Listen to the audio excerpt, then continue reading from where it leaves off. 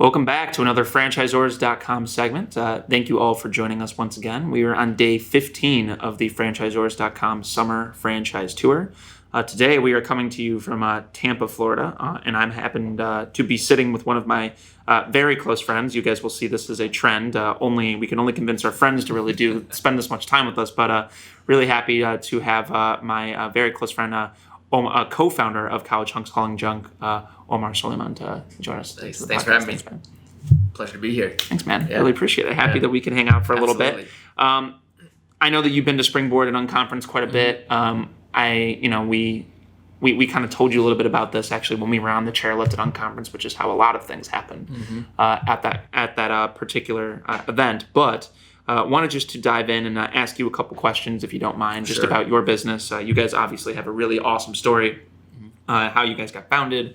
The colors outside, I was just asking you how you guys established the colors, and you were like, we were just asking a graphic designer what pops, and orange and green is what ended up happening. That's and, we were rolling outside, and we saw that you guys had your entire building painted in that color, which was like, wow, well, I think we found it. So that pretty awesome. So one thing I wanted to start with is, about your team and your talent, and what you and Nick, your co-founder, decided was the right direction to go in terms of hiring. Who you guys thought of that you needed to hire initially? So early on we realized how critical a team was, right? And surrounding ourselves with A players was going to be the key. Our first big hire, we just moved the company down to Tampa. We knew we needed like a franchise support person, and we put all these ads out. And I remember the salary was $60,000 a year, and we felt like that was like $200,000 a year salary. We just how are we going to afford this? This is going to be tough. And we probably went through hundreds of candidates, and we found a gentleman named Steven Nichols who came on board, who was our first big hire, and sort of like that first A player that we hired within the company. He's still with the company. He's a franchise partner in Long Island, which is the number one franchise of College Hunks. He moved up there a couple years ago.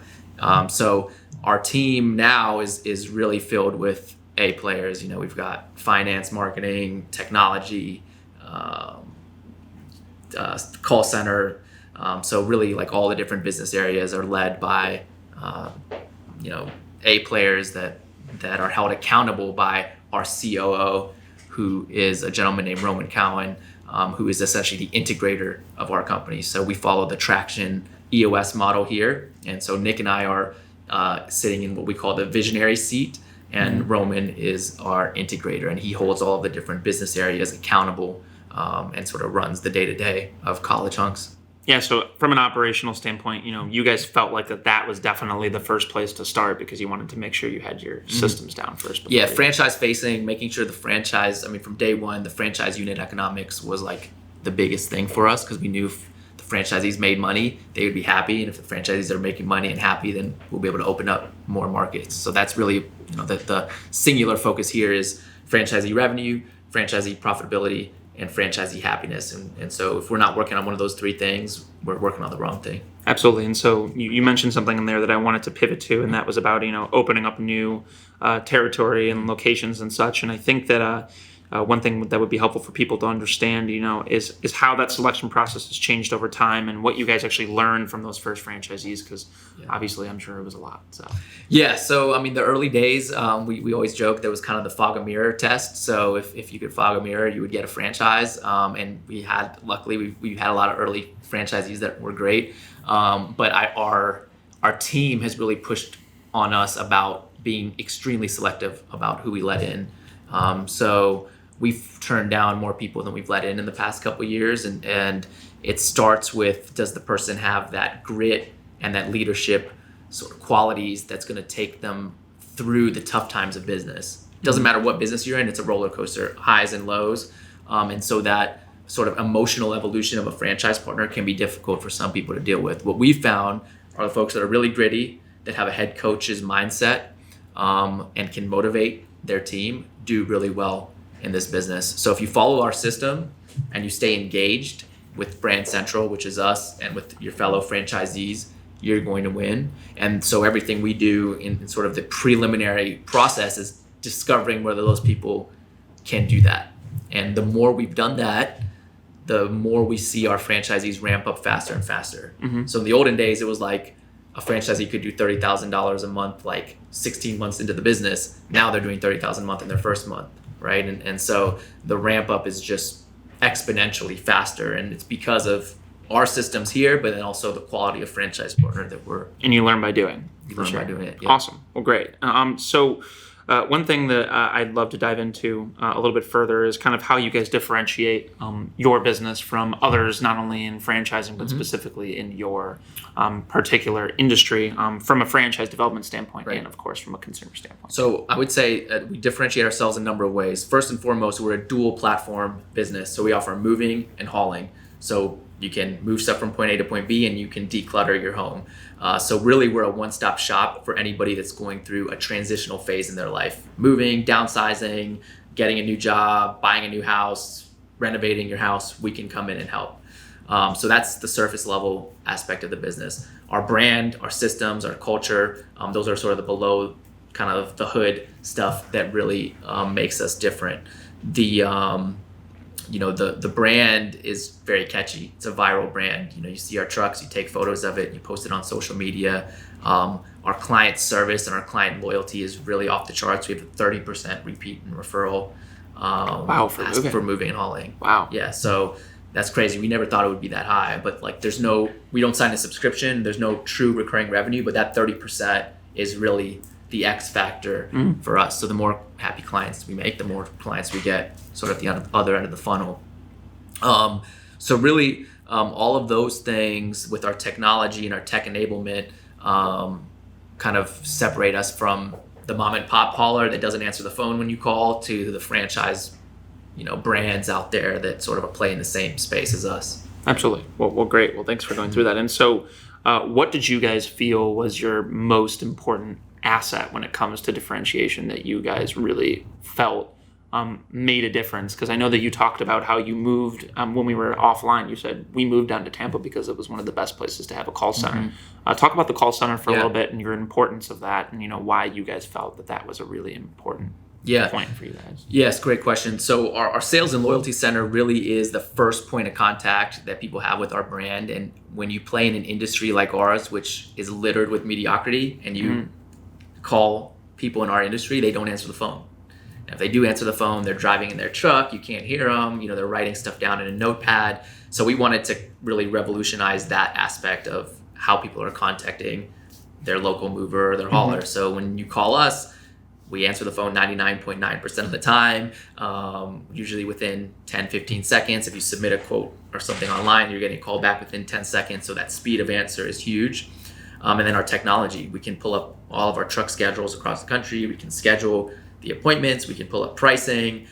So we can manage that aspect for our franchise partners. So they're not stuck working in the business. They can elevate themselves to working on the business, and they focus on the important stuff, which is hiring the employees, marketing the business. We handle the appointment setting for them. Awesome. And I imagine that probably has a really large effect on how good the unit economics of your franchisees are. And so if you wouldn't mind talking about what you guys are measuring with that, and how that's evolved over time. Measuring with the unit economics or with unit economics, we clearly measure top line revenue, but then we also measure the stuff that helps go to your bottom line, right? So gross profit, labor percentage, average job size, all those things kind of will lead to the bottom line. And the thing that's most important to anybody that's buying a business is what's going to be my net income, right? What am I going to truly make? Revenue is great, but the bottom line is really the important part. So, we have an item 19 that I think is really strong, and our numbers grow 30% year over year from a top line standpoint. And our bottom line has continued to stay really, really strong, where we have franchisees that are making a really great sort of income for their families and for themselves. Yeah, and so you said something in there that I think that not a lot of people really know how to do effectively. And, you mentioned item 19. And would you mind going through a little bit more about how you guys use your FDD as a sales tool? Because I think that that's something that, just from me knowing you, that you guys have done really well. Well, I think the item 19 is certainly a critical part of the discovery process. I think any business person or anybody that's looking to buy a business wants to know the answer to those questions. And the item 19 lets you share that with them, Mm-hmm. and lets you share what your system is doing from both a top line standpoint and then also from a net income standpoint. So it's a very big part of, I don't even like to use the word selling, but it's a big part of the discovery for franchise prospects, and the a lot of the questions that they have can get answered from that FDD. Mm-hmm. I think as a franchise partner, you want a franchise system that has a strong FDD because you're investing in a collective brand, and you're only as good as your neighbor is, right? If your neighbor does a crappy job, it's going to reflect on you. So that FDD is that protection of the brand for the franchise partner, and then the item 19 shows how much money you can make. Absolutely. And so, obviously you want the right people to be looking at this FDD in the first place. And so, would love to just have you go through, how you guys found your leads in the early days and how that's evolved in the future as you guys have grown. Yeah, we found our leads in the early days. Really, it was PR was big, right? So we would do as much PR as we could, whether it was calling local newspapers and saying, I got a great story for you. We're two young guys that started a business, to I got a great story for you. These are the green recycling things that we're doing. Or I got a great story for you. This happened on a job. It was pretty wild. So we were always calling and pitching different angles to different reporters. And then we hit some home runs with some national press, which was like Shark Tank. Our trucks were on Oprah doing a hoarder clean out. Home and Garden TV, Nick bought his house on House Hunters, but they showed the truck. So we were always kind of trying to plug. I forgot about that. Yeah, we were always trying to plug that. We joke around saying that our truck has been on more TV shows than the Kardashians. And when you really look at it, like it's been on like 30 different TV shows, from Hoarders, Hoarding, Shark Tank, Home and Garden, Oprah, Nate Berkus, a lot. Yeah. If you sit and watch reruns at midnight for long enough, then you're going to see one of your trucks for sure. Exactly. Awesome, man. Well, I think that as somebody who comes from a PR background, I always love hearing that brands are utilizing it in that way, because it is the best way to come off as being authentic, because you're not paying for anything. It's all earned. It's authentic. It's social proof. It's a lot of things that are important. But then there's the traditional PR. Now obviously social media is big. Then you do your standard stuff, the Google marketing, the franchise brokers, the different websites, and we've had a lot of success with veterans, which they make great franchise partners. So just a lot of different buckets that you try to get one or two here, one or two here, one or two here, and collectively that adds the diversification. Yeah, absolutely, awesome. So. Want to pivot more onto the operational side, and I know that you mentioned that Roman, your COO, is more the integrator with this, but obviously you and Nick did establish the operational culture and just the culture in general that you guys have today. So, are there any tips and tricks that you guys have that you guys do operationally that you feel like people could learn from? Operations, it's definitely not Nick or I's strong suit. So the first piece is finding people that are good at operations. If you're in most, not all, but I would say a lot of entrepreneurial folks, they're more vision. They're not necessarily the nuts and bolts, like how is this going to work? So I'd say step one is you got to get the A players and you got to make the right hires in operations first. And what characteristics did you guys look for when it came to that? I think it's attention to detail. It's holding people accountable. Accountability is like probably the most important thing in operations. Knowing the numbers, holding people accountable to the numbers, having a motivating personality, being driving, right? We personality test. They have to have a personality, but at the same time, they have to be able to be willing to have tough work hard too. Yeah. Which is, honestly, who Roman is. I think exactly. Yeah, sociable. People like him, but he's not. He's going to call people out and not in a negative way, but holding people accountable. People want to work for bosses that have direct conversations and absolutely and do that. Awesome. Well, great, man. So one thing that I do love about this company in general is your culture, and I think that you guys have for something that may not necessarily be the sexiest thing in the world, despite the name, of course. I think that it's really awesome how you guys have established the culture. So what exercise did you and Nick go through when you guys first started to kind of establish what it's become today? For us, culture was like something that I think because the name was fun and catchy and our colors were orange and green, I think people expected us to have that, right? And we started to realize how important culture is. And the analogy we use is like culture. Imagine you had a picture frame, right? The company's the frame. but if you don't have a picture in it, there's no company, right? Culture is that photo within the frame, right? So you could have a good skeleton, you can have a good business model, but if you don't have that culture, it doesn't come alive. And so the exercise is just, it takes a lot of hard work. Every morning we do an 11-11 huddle where we have all of our employees and team members get up from their desks and we share purpose, core value stories. And when we first did it, there was probably 2 employees in the company and they were staring at us with blank stares like, what are these guys doing? Now, if you sit here for the 11-11, I mean, it's rocking and rolling, everyone's clapping and making noise and hooting and hollering. It takes work to get to that. So it starts by identifying your core values. What is your company purpose? What's your why? I think that's something that Simon Sinek talks about, which is like extremely powerful. And then talking about it and making sure everybody, even the team member that's first day on the job, knows it. If you stop one of our trucks anywhere in the country and you ask them what our core values are, they should be able to recite all 4 core values. If they don't, tell them Omar said you're in trouble. I can certainly do that. No, that sounds like a plan. I mean, I may even do that. Just selfie social media with them on it. You should. It is difficult to find people that are going to believe and buy into this culture. It's not the easiest thing to do, as we kind of talked offline a little bit about for hiring, no matter if it's in the field or at the corporate office. So, how are you guys dealing with the threats of, you're having to deal with trying to find people to hire and things of that nature? Because it is a tough job market right now in terms of, trying to, people are pretty happy in their jobs right now, so they may not necessarily want to leave. So, well, I'd start by saying, if you talk to any business owner, right?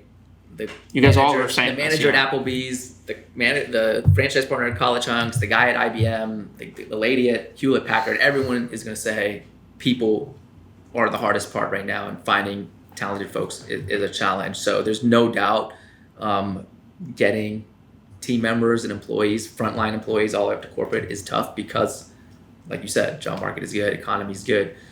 For us, it's really telling that story, right? And we tell that story on social media, we tell that story on our job postings, but it's more than just hauling junk and moving. We actually make it a point to say we don't hire junk haulers and movers. We hire future doctors, future lawyers, NFL athletes. We've had many people that have gone on to do great things that started here, working at College Hunks, and who've grown within the company as well. So it's really all about telling the story and making sure people buy into that purpose. And our company purpose is to move the world.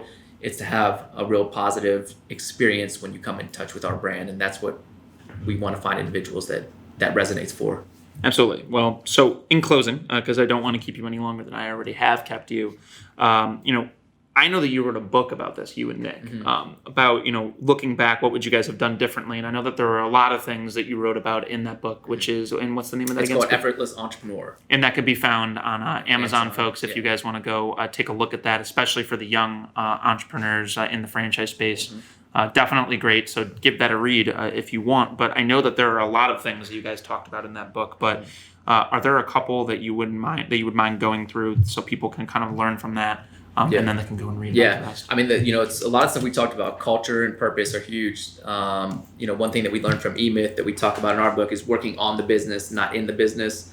So really treating your business like an asset. People don't fail, systems do. And really hiring those A players and how to motivate those A players. And in today's sort of millennial culture, the gamification is huge, right? So the more contests, we were just talking about how video games are sweeping the nation, right? That video game mindset, you can bring it to business. Our call center, when you go out there, they've got a ranking board daily of who's in first place, who's in second place, and you can track exactly who's winning and who's losing. And the millennial workforce really takes to that. So I think having that heavy gamified culture of contests and incentives, it doesn't have to be all monetary based, but just letting the employee know where they stack up against their peers will just intrinsically motivate people and excite them about coming to work. Absolutely, man. Well, hey, I mean, I really appreciate you having us on and you letting us hang out in your office for a little bit. Folks, if you guys would like to see more videos like this one, please go to Franchisors.com and just kind of scroll through. There will be many of them, none of which I will get to that will be in Tampa here, but happy that we got to hang out with Omar. Omar, thanks again, man. Really appreciate it, and I'll see you soon. Absolutely. Thanks, folks.